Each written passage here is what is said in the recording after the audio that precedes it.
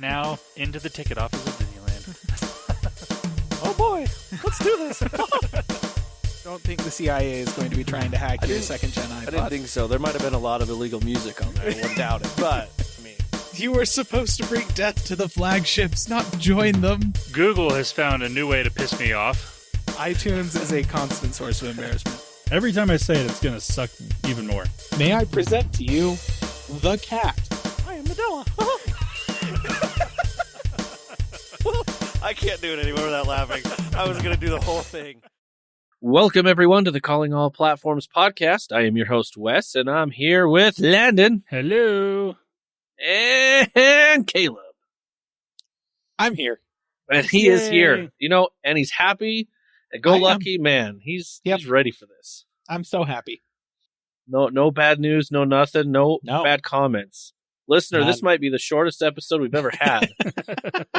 And we've got a lot to talk about. I'm kidding. We love Caleb. Well, one of us does. Anyway. All right, let's go ahead and move on. Let's get into this. We got some Apple news. And looks like there's a judge that is very upset with Apple right now. Yeah. So, listener, you remember how Epic did a dumb and violated App Store policy in Fortnite without clearing it with Apple via a server update, right? So it wasn't even an actual update to their app. It was a server-side update. And Apple kicked them off of the App Store, and then they filed a lawsuit against Apple, calling them a monopoly. This is years ago. It's just been boiling in the background for a long time. True. It has been. Last year, I think it was, the judge found against Epic in this lawsuit, found in favor of Apple on every count except for one. Essentially saying that, no, Epic, Apple is not a monopoly in the way that you're describing. However, Apple, you are doing this one thing that is extremely anti-competitive, which is forcing developers to use in-app purchases via your payment system on your devices, and not letting them tell users if there is another option for payments. Like, that's ridiculous. So you need to allow developers to not even put their own payment systems into their apps, but even just tell users that there's another option to pay. Right? So here's in-app purchases, but also if you want to go to our website, then you save $1 or something like that. They're all like, so Apple, you have to change your terms and conditions to allow developers to do that. And that was all good. It was Apple kind of isn't a monopoly in the way that Epic claimed specifically, but also, there's not really anything to benefit anyone other than Apple by Apple refusing to let developers tell people about other options to pay for stuff outside of the App Store and in-app purchases. So it seemed like good things all around. And in response to that, Apple did what Apple do when Apple is told to do things by governments. They technically did change their terms and conditions to allow developers to put one link to something outside of the app and the App Store, and they could put a payment thing on the other end of that thing. However, if a user clicked on that link to go to a different website or something to pay for a subscription or sign up for something or anything like that, Apple then charged the developer between 12 and 27% of that thing that happened not on Apple's services. That was their policy. What? Yep. Epic appealed or Epic went back to the judge and appealed, not appealed because they found More it in favor of, but Epic basically, went back to the judge with new evidence and all this stuff saying, we don't think that Apple is actually complying with your order on this regard. And what has happened this past week is that the judge sided with Epic again on this case and sent a hilariously strongly worded injunction to Yeah. Apple saying essentially, you've lied on the stand. And in fact, they called out an Apple executive for potential criminal prosecution by the Department of Justice for straight up just lying under oath on stand. She's all like, hey, DOJ, maybe look at this dude. He could do time. And so, yeah, like you've lied, you've cheated, you're not following through with what I ordered you to do. And there will be no injunctions. There will be no delays. You can appeal this if you want, but right now, in this moment, you have to change your policies to allow developers to link to anything they want to offer options for consumers to pay outside of your app store. And you're not allowed to charge them a percentage fee for something that happens business that is transacted on services that have nothing to do with you. So here's the question, listener. Why is this good news? Because I said I'm only talking about good news. So speaking from the perspective of somebody who did his time as an Apple fanboy for a few years, back in the late 2000s, it's been a minute. When we started this podcast, I was very much in the perspective of like, I really like Apple, like a lot of their stuff, like the things they do. Other options are good though, so that's fine. And I have since then, over time, become a basically incurable skeptic and pessimist and cynic, and I kind of hate everything that everyone is doing. So this whole like I'm only talking about good news, listeners, right here. This is the beginning of my redemption arc. So that's what's going on here. But from that perspective, it's really nice to see giant corporation Apple being forced to do something that really only benefits consumers. Like, who suffers for this? Apple. That's it. And can they afford to suffer? Yeah. Okay. Yeah. It's they have so much money. It's fine.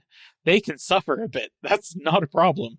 And essentially all this does is it means that developers are going to be able to look for or offer up other options for you to pay things inside of their apps that won't, have to charge. Well, they won't have to pay Apple's 30%, which means they won't have to charge you for that 30%. And, it's the kind of thing too, where like, if you have a smaller streaming service that you really like, that you want to subscribe to because you want to actually support the people who make the thing, like Nebula or Dropout, or if you use the Patreon app to support people on Patreon and stuff like that, typically in these cases, you are giving money because you want these people to have money. And it really bites when Apple, giant multi-trillion-dollar corporation, literally one of the most valuable companies on the planet, takes 30% of the money you're trying to give to this dude who writes comics on Patreon, That's not a great feeling as a consumer. And so Patreon being able to say, hey, if you, in the app, put a button in there that says, click on this button, sign up for this Patreon here, and they will get 30% more of your money than they were before. That feels pretty good. That is a pro-consumer thing. And as much as I love to crap on Tim Sweeney, and I do love to crap on Tim Sweeney, he's not a great dude, right? He's an obnoxious, self-centered turd. However, Epic has actually started putting together a thing in response to this that I think that may already be available. So they were kind of banking on this and have been working on it for a minute.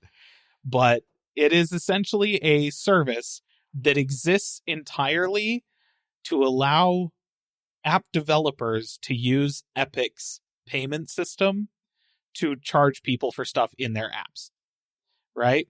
So instead of having to use Apple's payment system, and instead of having to roll your own payment system or go with a different, third-party provider like Square or whatever, you can use Epic, the Epic Game Store's payment system. And if you do that, if you use this new thing that they've got, like the Epic Game Store already charges a fairly low percentage for all of these options. It's 12%, which is pretty good for developers. If you do that, they will only charge you the 12% on the payments that are made after $1 million every year. Not in total. Every year it resets. Oh, wow. So if you're an app developer, you can send people through this Epic little applet for payments, for stuff in your app, subscriptions, one-time payments, whatever. Send them to the Epic Game Store, have them pay there, and you will get all of the money that they spend until you hit $1 million. Then Epic takes 12%, and then it resets again the next year. So that is good news for developers as well. Yeah.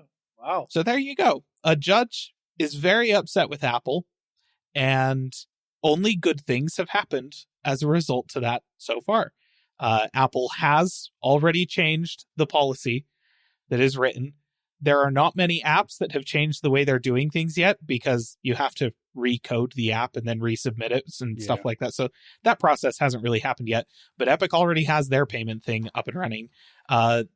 Jack Conte, CEO of Patreon, has already said that Patreon is going to be changing the way that they're doing stuff so that they can get Apple's 30% out of people who are doing Patreon donations through the app. So there's a couple of things that are already moving, that are already happening.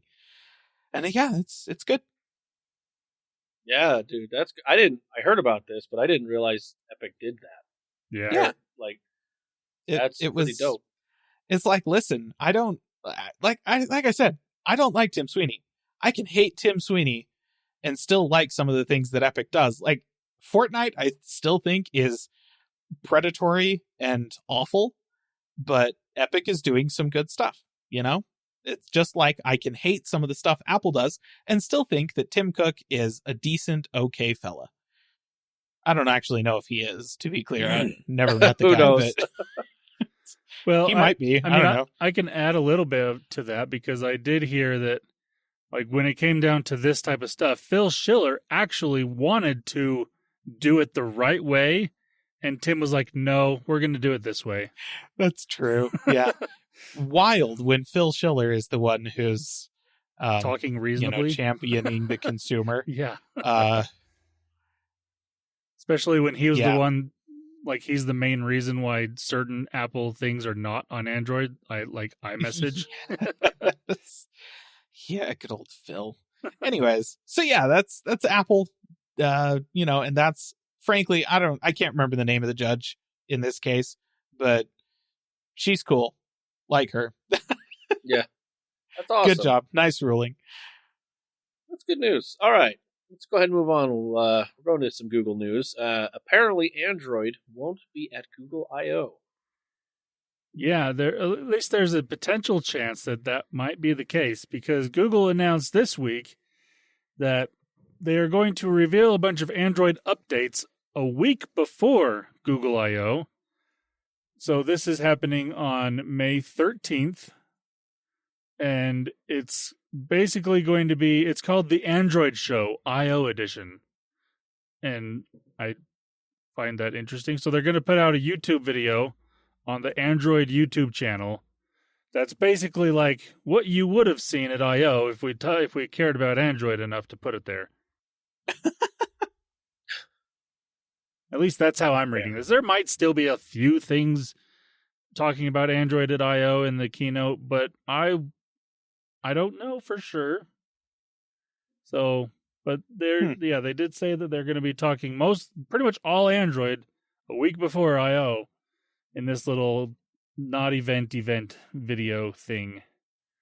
So I guess that's good for us. We have the week before, we have some news before it, so that's good. Yeah, that's true. That's true. We'll have something to talk about the week before. it's just it's an interesting move, which means that I/O will be almost exclusively Gemini, which it already has been the last couple weeks or years, anyways. With just at the end, oh yeah, we do still have Android that we have to talk about for 10 minutes. This at least gives them. I don't know how long of an event this is going to be.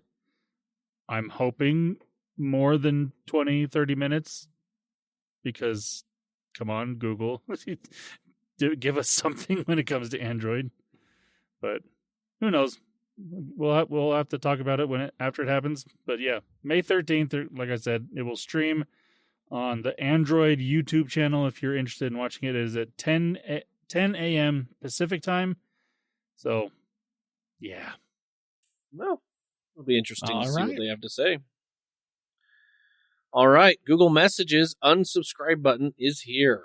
Yeah, listener, it's probably been at least a month, maybe long, or maybe even long. I don't know how long ago it's been, but they announced a while back that Google Messages were going to be getting an unsubscribe button. So basically, any of those messages that sent, like in the bottom of the message, like send stop to unsubscribe, or things like that. This will basically just give you an option, a button right there at the bottom. Just click on that and it'll send that automatically.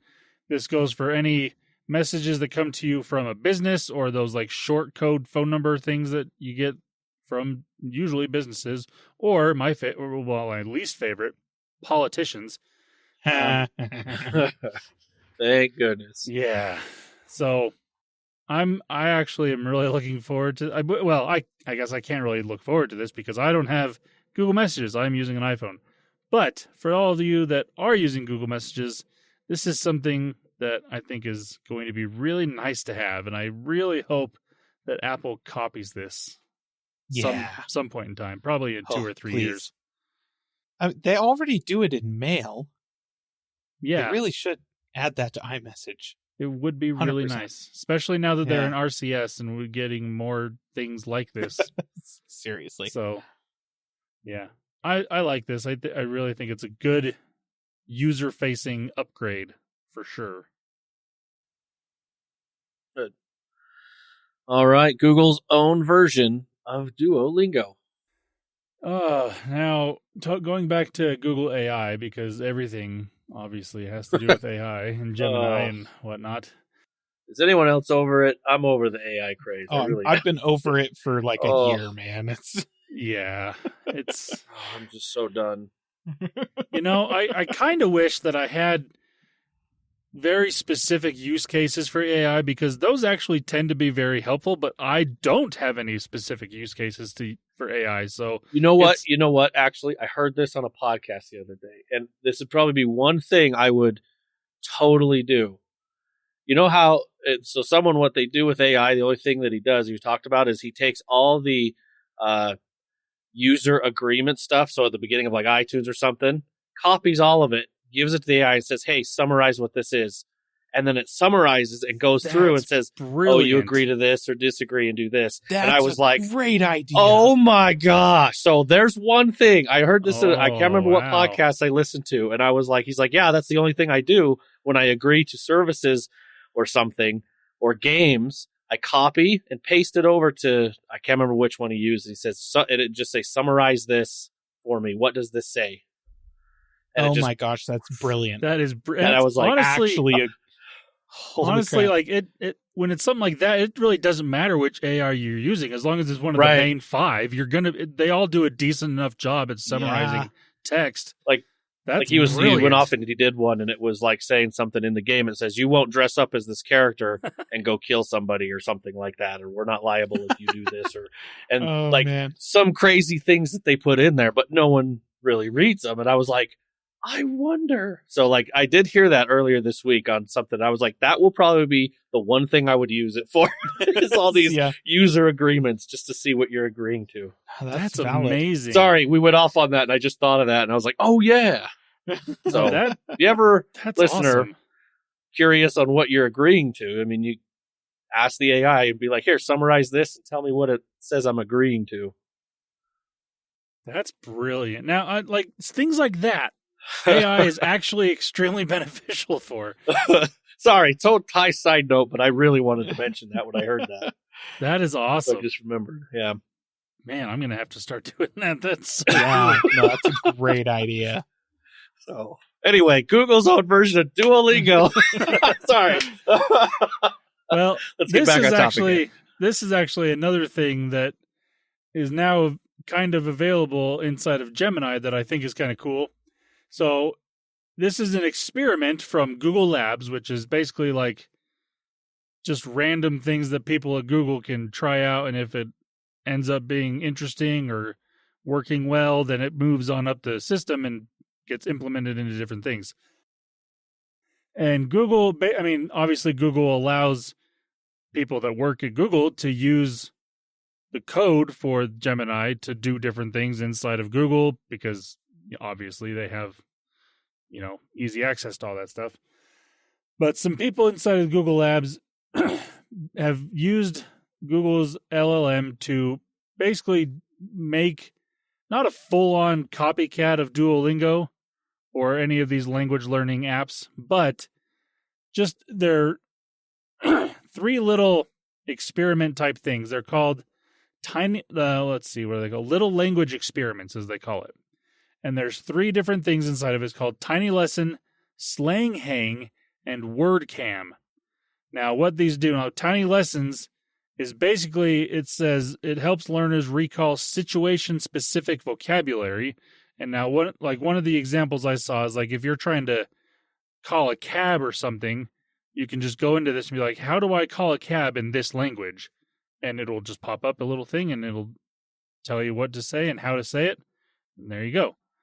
And then the Slang Hang basically gives you more realistic conversation words to use. Whereas like Duolingo and those other type of language learning apps are a lot more formal when it comes to how you're speaking to people, and depending on the environment and people you're talking to, you're not gonna they're gonna be like, why are you saying weird words like why are you saying it in this sort of way? It doesn't fully make sense.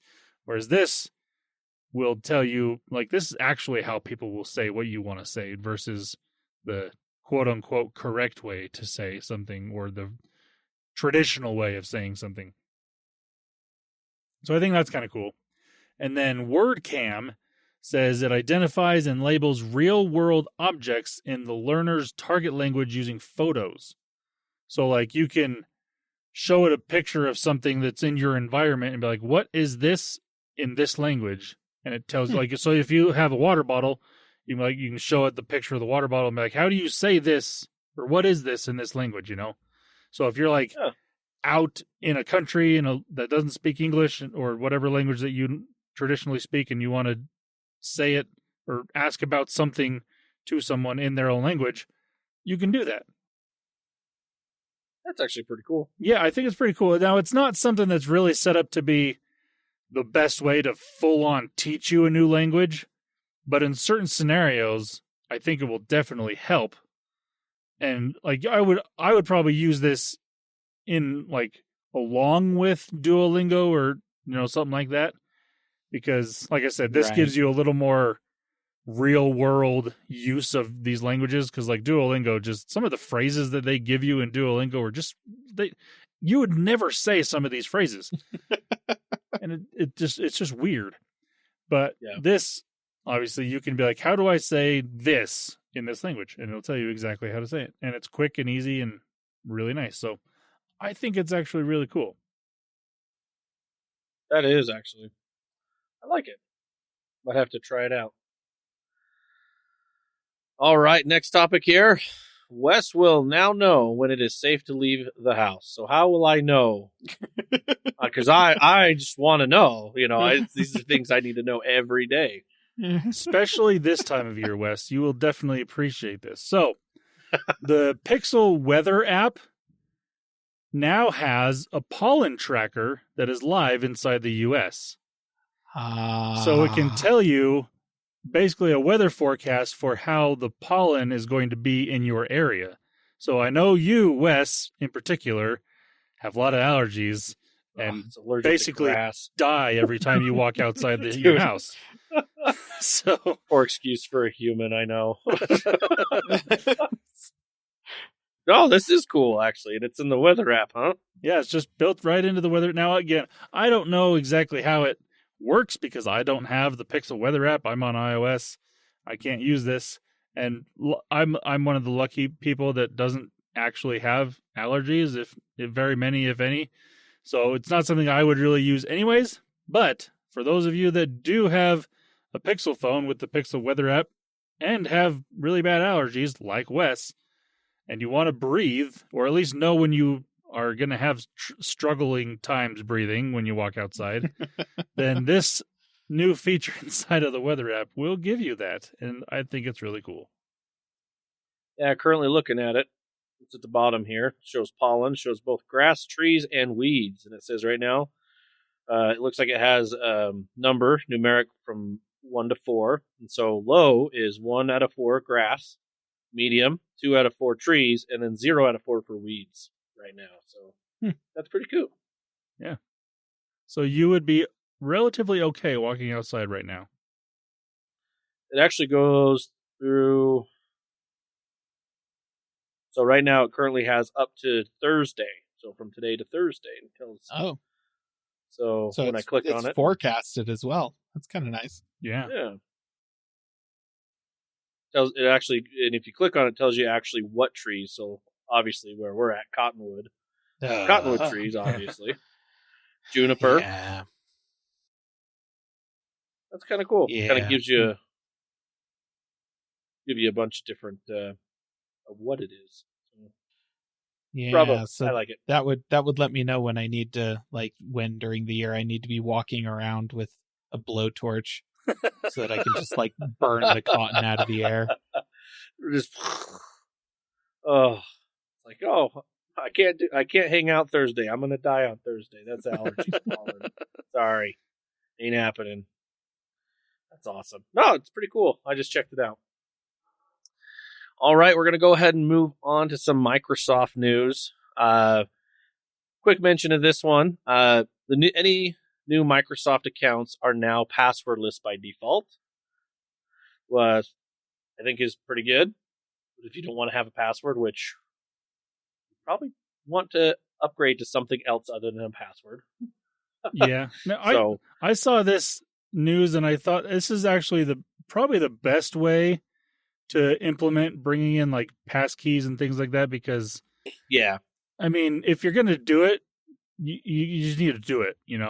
It's one of those things that once you're in the system, it can work really well, but it's like there's so few things right now that do use passkeys that it's kind of hard to just go all in, because you really can't in most scenarios.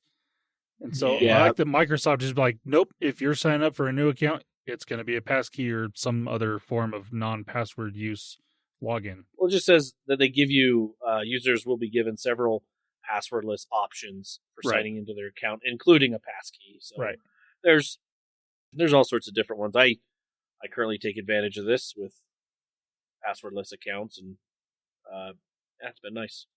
So definitely helps. So I figured to mention that. So those of you that actually want to have a Microsoft account and want to create one, there you go. There you go. If you don't already have the other Google, most people probably have a Google or an Apple account if you're on the Apple side. So, well, and then there's people like us that probably, like, I have all three. So I know, seriously, I do. Well, actually, I don't have an Apple account, but they always send me messages saying that my Apple account has been charged $600 for an app. They let me know. Hold on, though. You had an iPod. How could you have an iPod and not have any kind of Apple account at any point? Yeah, I just never had one. I had that old iPod, and I think I was able to get music and stuff on it using. It was a pain in the butt, but I used my. I just never had an Apple account. I really haven't. But you had to use iTunes, and I guess old versions of iTunes you could use without signing in. I had the second generation iPod. It whined at you constantly. Yes, it did. It did. It did. But I just never had one. Well, They would have given you a whole bunch of free music if you'd signed up, just True. But I already had a bunch of music, which irritated. So it irritated me because I already had like hard drives full of music that it was like, sorry, we can't verify this music, so we can't put it on your iPod, on your iPad thing or iPod. Sorry. And I'm like, oh, so I had to like, because then when I plugged it in, I always had to make sure it wasn't synced. Otherwise, it would wipe it and try and sync that stuff.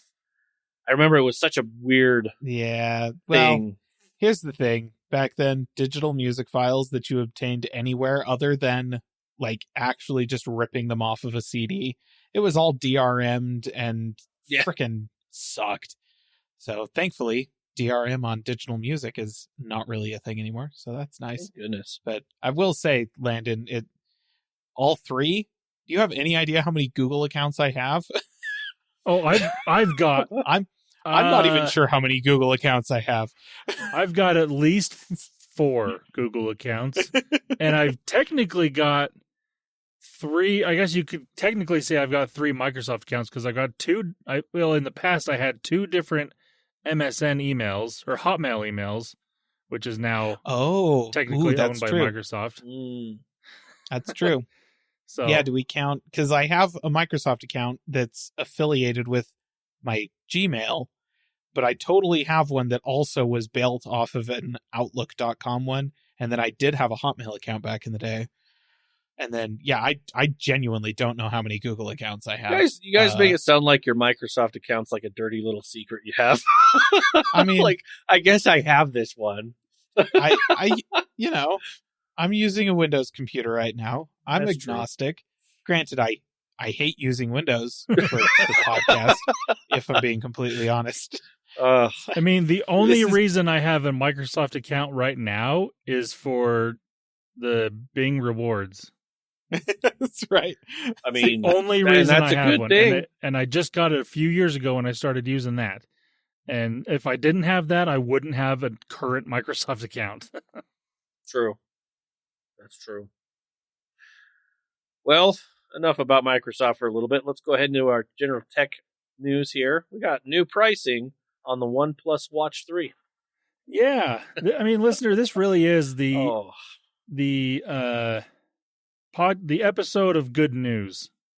Because what was it, 2 weeks ago, 3 weeks ago, that OnePlus announced that the new pricing on the OnePlus Watch 3, after they fixed the Meta in China typo on the back of it, went from, it was supposed to start at $330, then went to $500 inside of the US. Yeah.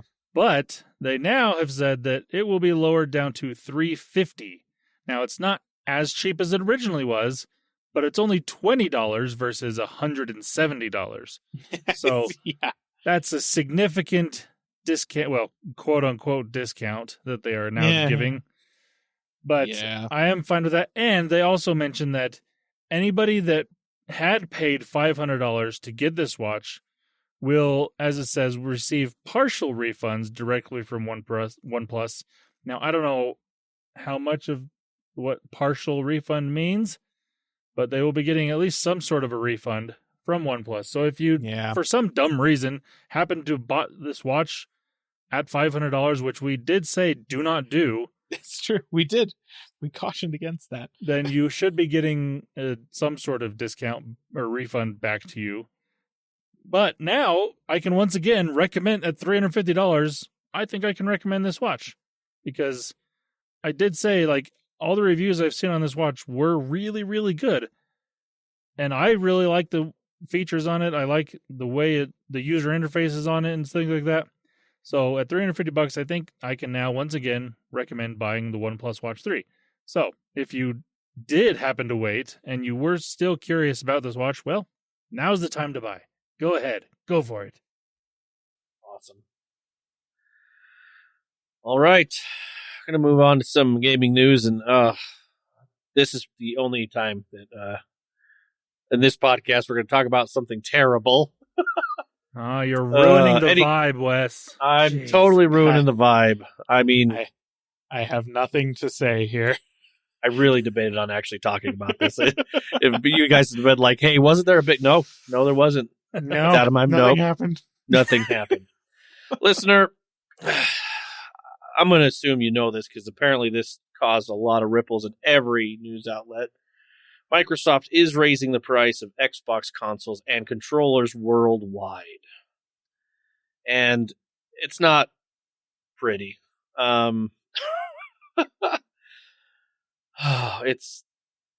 Anyway, let's get into it. So you're looking about for the consoles. They raised each one of these about $100. Oh, So that Xbox Series S, the 512, that used to be $249 when it started at launch, is now $379. oh. That's the 512 gigs, and That's like one Call of Duty. dude, That hard drive. That's like nothing. No, you're not wrong. Like that, and that's without a disk drive. That's just okay. That So sucks. I'll go ahead and say it again. Go ahead. That sucks. I agree, Wes. Next. Next for the Series S, the 1 terabyte is $429. The Series X digital, so this is the one without the drive, the disk drive, is $549. And the Xbox Series X 1 terabyte is $600. And the 2 terabyte is $729. Hey, the PS5 Pro called it would like its price back. Dude. Seriously. Dude. Okay, and that was just the consoles. So everything pretty much got a price bump for a lot of accessories. The only accessories that did not get a price bump were the Xbox Adaptive Controller and Adaptive Joysticks. So the controllers are now, so a regular controller is up to $64.99, so that got a $10 increase. Xbox, any kind of colored controller, is at $69.99, almost the price of a Nintendo Switch's Joy-Cons, almost there. Any kind of special edition is going to be $79.99. Any wireless limited edition, so controller limited, so like these Doom controllers, specifically, those are going to go up to $89.99. Your Elite wireless controllers are now at $149. And your, let's see. Oh, I apologize. That was just for the Elite wireless controller to Core. But if you want the full thing, it's $199. Oh, jeez. I am ashamed to live in this world. I agree, Caleb. At this moment. Yeah. Yeah, no, that was former me that was less upbeat and positive about things. That's Caleb is trying really hard not to say things right now. It's pretty interesting to watch his face. that Caleb does not speak for me. Xbox stereo headset is now $64.99, and then the Xbox wireless headset is $119. Now, Microsoft did want to let everyone know that they understand that these changes are challenging, and they were made with careful consideration given market conditions and the rising cost of development. But guess what? That's not all, everybody. They did say during the holiday season that they are going to raise the price of some of its new first-party games to $79.99, and that will apply to both physical and digital versions. Oh boy, that's got Nintendo written all over it. Oh, man. Just saying. So, Ouch. yeah. And you're not even a gamer in this, and you're... Wow. So, listener, right now, if there's any good, I don't know if this is good news. If you were looking for a game right now, they are currently doing a spring sale. Regularly look priced at it. games. Is that what that means? I mean, right now they've got a sale going on, the spring sale. Maybe buy your Christmas games now. I don't know. Oh, no. I don't know. I mean, if it makes you feel any better, Rockstar has confirmed that Grand Theft Auto 6 isn't launching until next year. So, you know, maybe, maybe buy your Christmas games now, because that's not going to be out in time for Christmas. So, yeah, don't worry about it. Boy, I can't wait for the price of that one. Ugh. Oh, yeah, it's going to start at $90. We're all aware. But yeah, so now, listener, this is, like I said, we made fun of Nintendo, we made fun of Sony, or Sony, they raised all their stuff. Nintendo just announced all their raises, and that's what Microsoft's like. Well, hold my beer. I want to be a part of this. Oh man, could you just imagine if they would have just left off till maybe next year or something? Well, this just tells me that the newest edition of Xbox is not as close as we had hoped. Because if it was going to be coming out anytime this year, even early next year, they probably would have held off on these prices until that one came out. This just says that's not going to be coming until end of next year at the earliest. Yeah, and I think they're preparing. I don't know. The only thing I can think of is they didn't raise any prices for Game Pass yet. I mean, they did have their quarterly thing a while ago, and everything has made money. Their Game Pass has gone up, everything but hardware. And I look at this and I'm like, so you raised the price? Is that? Yep.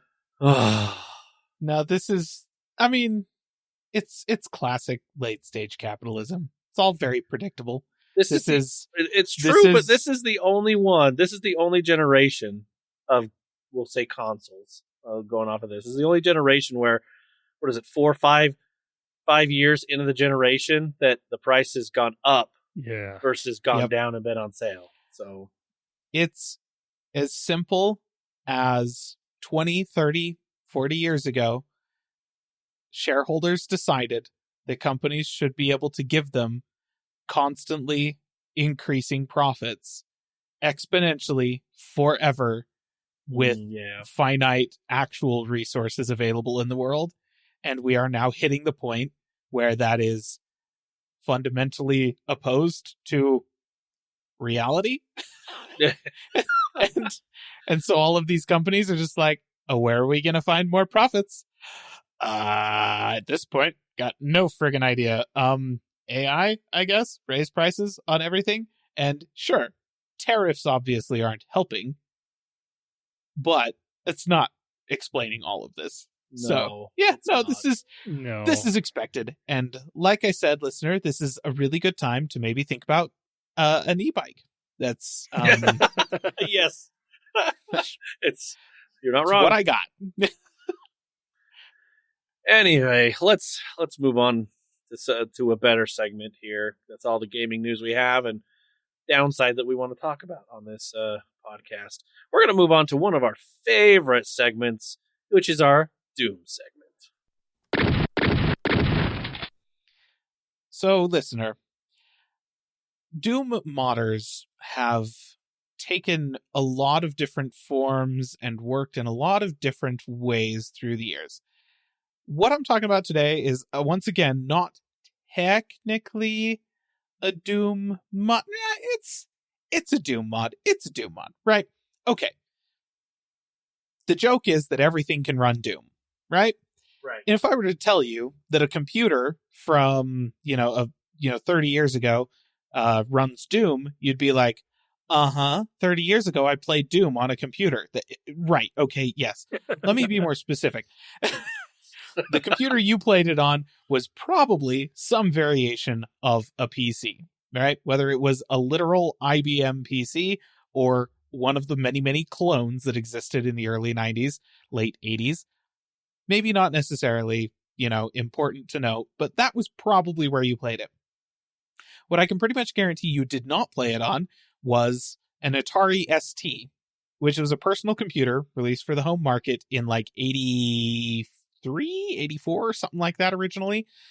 And it was, in my humble opinion, speaking as somebody who that was the first computer I ever played games on, so I'm definitely biased. Probably the best computer to come out of the 80s. Absolutely love that thing. In fact, I would go so far as to say that the desktop environment for the Atari ST was better than Apple's. Shots fired. Wow. It Shots came out fired. like literally later that year, but they were actually, Atari was one of the first ones to fire back with a graphical user interface in response to the release of the Mac. So the Atari ST, special place in my heart, really love it. Developer, what was this guy's name? He goes by, or his GitHub is Indie Joe. He has released ST Doom, which is a backport of Doom, which came out almost a decade after the Atari ST, to run on the Atari ST. Why? Because he could. Yeah, no, I genuinely have no idea. Like, why do I play? I do have an Atari ST emulator on my computer, to be clear, listener. What do I use that for? I use it to go back and like watch the menus of the Pompeii Pirates discs, because game piracy back in the day was actually awesome, and they had custom menus and songs for all of the games that they pirated. It was really cool. Anyways, I go back and I listen to those songs and stuff like that. Like that's what I do with my Atari ST emulator. But I guess I could now go on to GitHub, grab a legitimate copy of Doom or the shareware copy, right? You have to own Doom before you can apply these changes to it, and then recompile it so that it'll run on an Atari ST. Okay. I don't, sure. Yeah. I mean, one of the notable things about this is that the way graphics rendering worked on the Atari ST, diametrically opposed to how it works on like an IBM PC. That was not, like, 3D graphics didn't exist on this thing, and it renders out in 16 colors. I think is it. That's all the color variation that they had on the Atari ST. Crazy weird limitations that this dude had to apply, but he did it. And so if you've got an old Atari ST or a Desire, there's a couple of different Atari emulators that you can go find. I use Hatari on Mac. That's been the most stable so far as I've found. Then you can go ahead and grab this sucker, recompile the shareware version of Doom that you can grab off of archive.org, and put it on a 3.5-inch floppy disk and stick it in. I don't know, man. You do what you got to do, listener. But if you've got an Atari ST, you want to play Doom on it, go for it. That's so cool, though. It's Whether you do it or weird, not, but it's really cool. do it. I mean, wow, that's amazing. Well, looks like that's all of our news for this episode, listener. Unless, Landon, you got one more thing for us. No. All right. Listener, we appreciate you listening to the end of the episode. If you have anything you want us to talk about or want to say anything or make fun of Caleb for not making any more videos for our YouTube channel, you can. One, on the YouTube channel, Calling All Platforms, on there, you can leave a comment, like, subscribe, whatever they say, and ring the bell, whatever they say. The youngins, you can do that, or you can get on our social media platforms, say something there, as well as callingallplatforms.com. All right, listener, have a good week. Bye-bye. See ya. Calling All Platforms is a production of Supporter Sound Studios. To learn more about how you can support the podcast, go to www.patreon.com/callingallplatforms.